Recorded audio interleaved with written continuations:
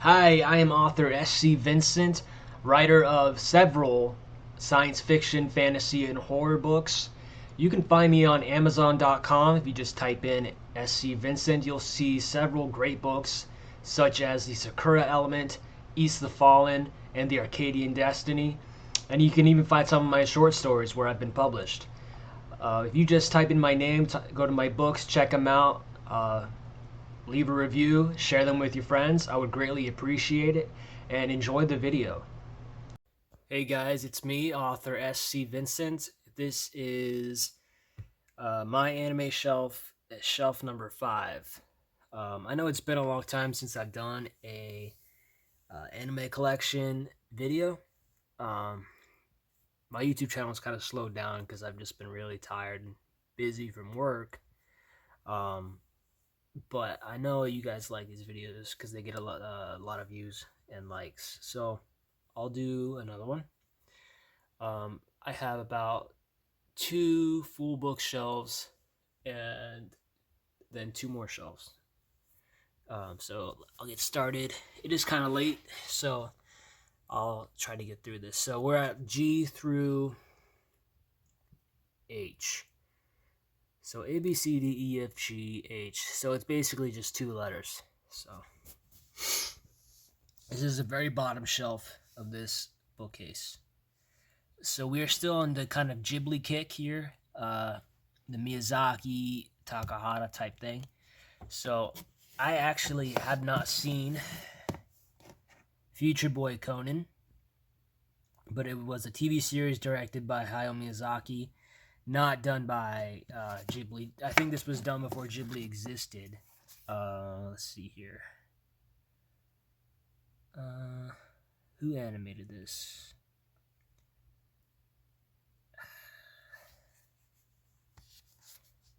I don't know. I don't know what studio animated that. And then here's another one that's kind of like that. So I haven't watched that one yet, so I couldn't tell you how good it is. But it's got good scores, good reviews. This is Something the Cellist, Gauche the Cellist. This was, I think, done by Takahata. This particular set is, it is multi-language, so it does come in, yeah, Gauche the Cellist. It does have English subtitles, so it's like imported from either Asia or Japan. It's a very short, like OVA. How long is this? Can't even read it. It came out in '82. Yeah, I don't know, but it's. I don't remember. I don't remember too much about it, but it's good. And then there is every Ghibli movie that's been released. I mean, everything. Oh, I just brought that up. So I mean, you have Nausicaa, which, by the way, some trivia. Nausicaa is not a Ghibli movie. It was done by, I think, Toei Animation. It was the first one of the his first most renowned movies, and it was actually not Ghibli. They started Ghibli afterwards. I think with this Laputa Castle in the Sky.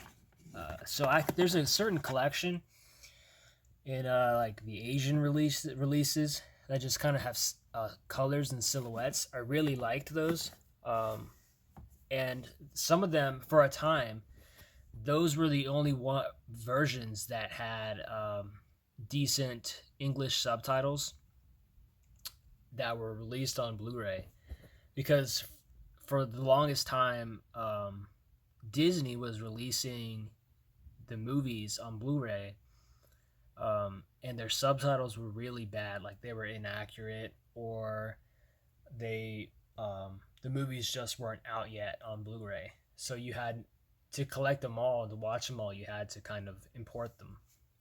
So there's Grave of the Fireflies. This is kind of an older release, but Grave of the Fireflies, I mean, that's like a 10 out of 10 movie. I typically don't like World War II movies because if you've seen kind of one or two, you've seen them all. I mean, they all kind of have the same premise, and they're all sad. And this, I mean, if you watch a Japanese World War II movie, I mean, they're all gonna kind of cover around the same thing. Um, but if you're gonna watch one, this is the one to watch. Let's see here. So I guess I'll talk about what I think about movies real quick too. So Castle in the Sky. I mean, I think it's a great movie. Nausicaa's great. Gosh is if you want, you don't necessarily need to watch that. But if you're a completionist, of course you need to. Great the Fireflies. Of course, it's World War II. It's a Takahata movie, so it's gonna be really good, but also sad. The next one here, Totoro. Everyone loves Totoro. It's a great movie. There are a few Ghibli movies that I don't like that much. Kiki's Delivery Service, another great one. Only Yesterday is just slept on, extremely slept on. It's another Takahata movie. I love this movie. It's actually really good. This one is Porco Rosso. I think that was just okay. I haven't watched it in a long time. When I first watched it, it really didn't stick with me that much. Then Ocean Waves. Really, Ocean Waves was a TV movie for the younger staff at Ghibli Studios to kind of do something. And I don't think they did that good of a job. It's not that great of a movie. That's one of the Ghibli movies I don't really like. It's not a bad movie, but like I really dislike the female lead character. It's like they purposely tried to make her like a bad character. Then there's Pompoko. This one's Takahata. This one's very entertaining. Then there's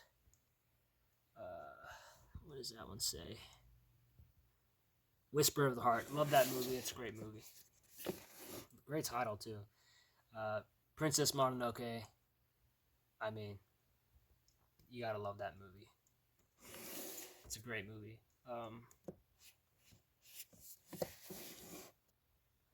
Then My Neighbor the Yamadas. I watched this once.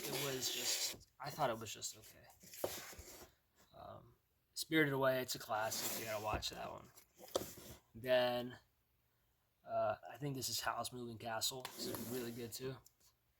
And then we kind of really get to the first Ghibli L with Tales from Earthsea. Now, Earthsea is a book series written by Ursula Le Guin. I think that's how you pronounce it. I have the first book. I haven't read it, but this movie was directed by Miyazaki's son, Goro Miyazaki, and the author hated this movie. And most people hate this movie. It's not a good adaptation of the books, and it's not a very good movie. It makes no sense. The plot is senseless. So, Goro is he's a weird director. He's a mediocre director, I would say. Something like he'll make one good movie and if he'll make 3 movies, one of them will be good or something like that. Like that's kind of batting rate, like how good he is. Maybe 4. He'll make like out of all the movies he's made for Ghibli, I think maybe 1 has been good. So then we get to The Cat Returns. This is almost kind of like a spin-off from Whisper of the Heart, but The Cat Returns is a great adventure movie. Kids really like that one. Then you get to Ponyo. Ponyo's okay. I watched it dubbed. I don't know if the dub took too many liberties, but I just thought it was okay when I watched it. I thought I would like it more. Arrietty's really good. This was from Up on Poppy Hill was Goro's second movie, and I actually think this is a good movie. I think it's probably the only good movie he's made. Then we get to The Wind Rises. This was supposed to be Miyazaki's last movie, but it wasn't. But it's it's controversial because there's some people say he's justifying the use of airplanes that killed a lot of people, or justifying kind of the idea of the movie is you have a passion for it and you take any avenue that comes up to pursue that passion. And he had a passion for creating airplanes that just happened to be used for war. Um, and also, in a way, he also he sacrificed his personal life as well in order to pursue that dream. So there's questioning, if there's a question people have to kind of take away is, you know, artistic people, you know, sacrifice a lot in pursuit of their desire, in almost a selfish desire for art. I think that's kind of one of the big takeaways from that movie. And if it's right or wrong, that's up for the viewer to kind of decide. And I think that's kind of the good thing about the movie is that it doesn't really tell you if it's good or bad what he does. It's just kind of presents it to you. And I've heard the cases of why it's good, why if the character was good or bad or not. It's a compelling movie. And then this movie here, this was Takahata's last movie before he died. The Tale of the Princess Kaguya. And this movie is extremely depressing. So I just like Grave of the Fireflies, I'm never watching Grave of the Fireflies or Kaguya ever again. I just cried at both of those movies, and I don't want to watch them. When Marnie was there, this was done by, this was directed by the guys who are now Studio Ponok, I think. This movie I think is very underrated, and for the longest time it was the last Ghibli movie. Uh, I think this movie is really good. I really like it. It's one of my favorites, I think. But so after this, they kind of left. I think for a while, Ghibli, after kind of Miyazaki retired, Ghibli kind of went into a lull, and this was the last movie, and the team just kind of moved on. I don't know how successful this movie was, but uh, then Goro comes out. So he does this like CG TV series, and it sucks. And then he comes out with Earwig and the Witch, which is just like a mediocre movie too. It's not terrible, but there's nothing really all that good or special about it. Um, it's fully CG. It's straight up like a Pixar movie, more like a more realistic Pixar movie. I don't like it. Like I'll never watch it again. It's really short and the plot's underdeveloped. Um, yeah, they really could have done a lot more with it. But then Miyazaki, for years, he finally comes out of retirement and decides to hit one more home run. This is what could be the final capstone in the Ghibli, um, whatever. The Boy and the Heron. This movie is great. It's just like Spirited Away, Princess Mononoke, kind of mixed together. Um, that's kind of how I would put this, but with like a male lead character. This movie is, I got the Steelbook. This is the last movie. It is, I think, really good. I think some aspects of the plot were a little um, vague. Maybe it could have been told a little more clearer, but some people didn't like, I think, some aspects of the movie, like that aspect of the storytelling. Um, but I thought it was a good movie, and it won an Academy Award, I believe. So, I think it's pretty good. So then we move on from Ghibli, absolute legends, Studio Ghibli, and then we get to Giant Robo.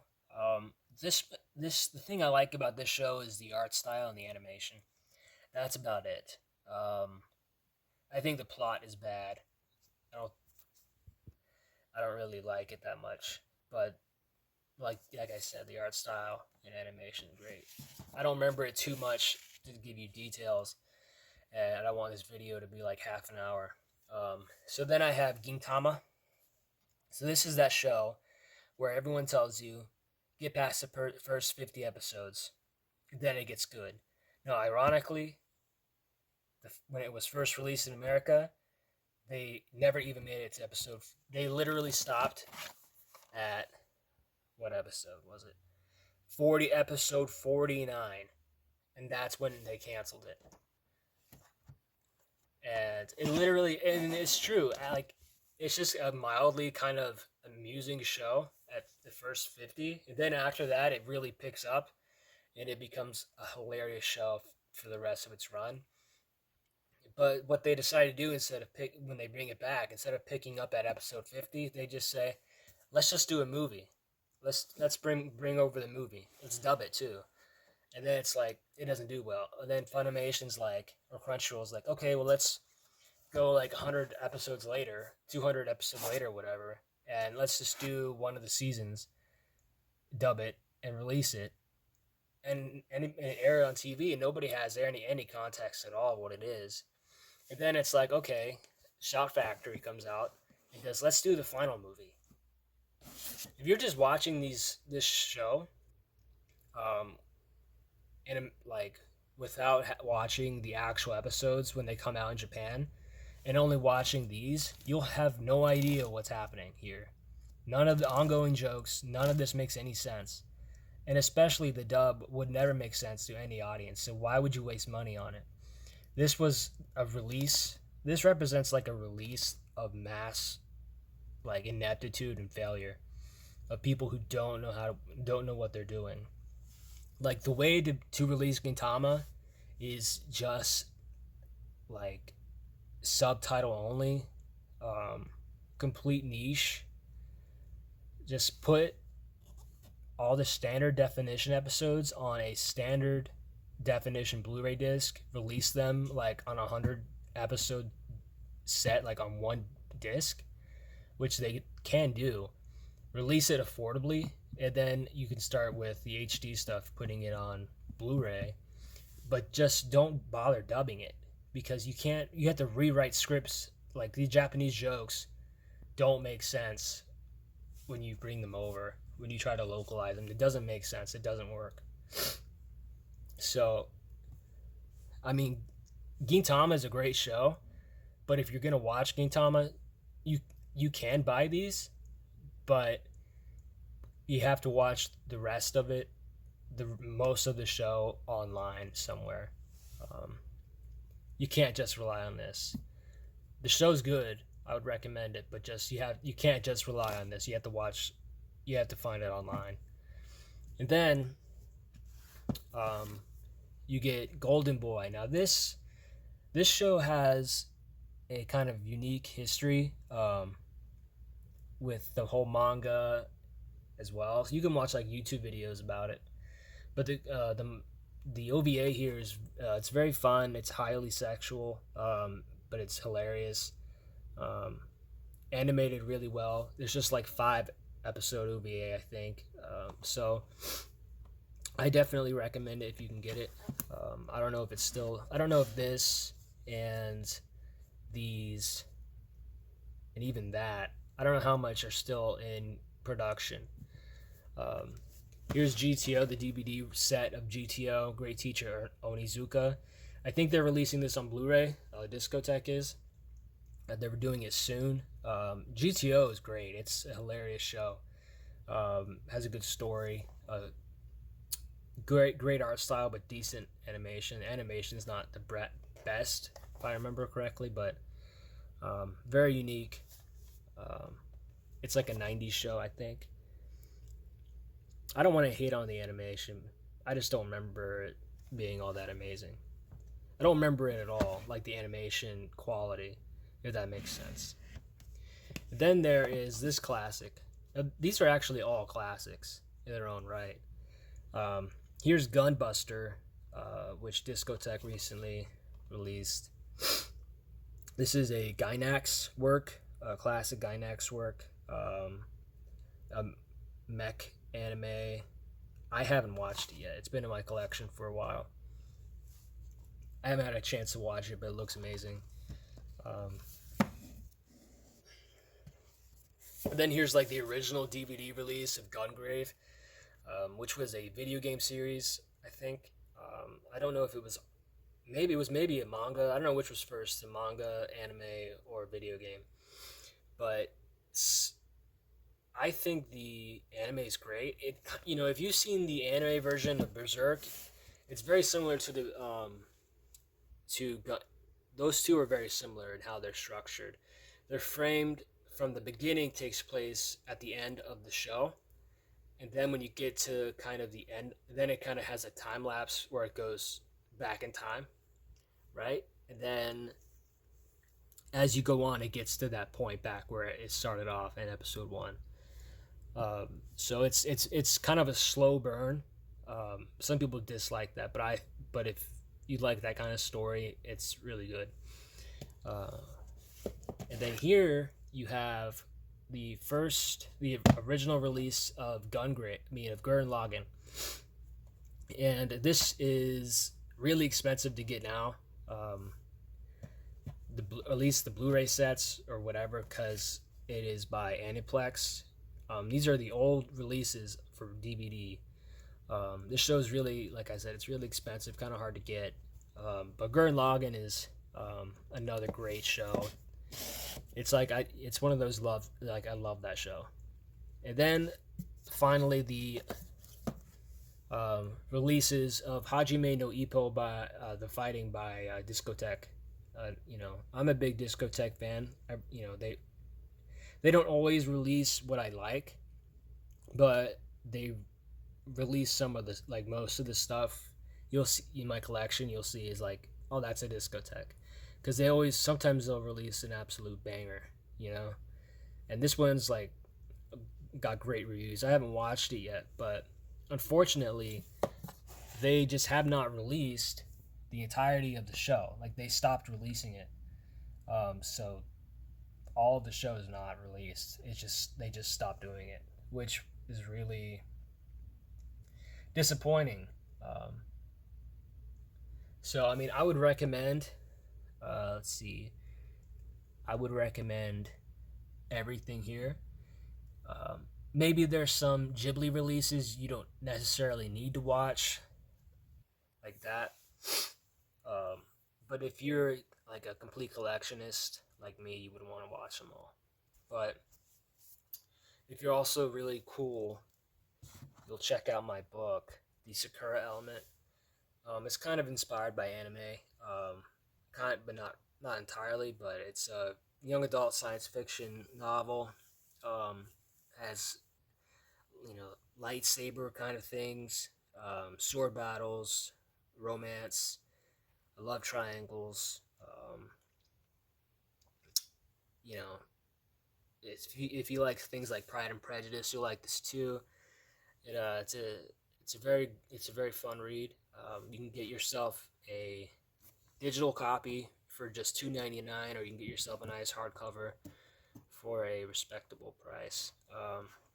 So if you guys would please check out my books, and in the link in the description below. Thank you very much.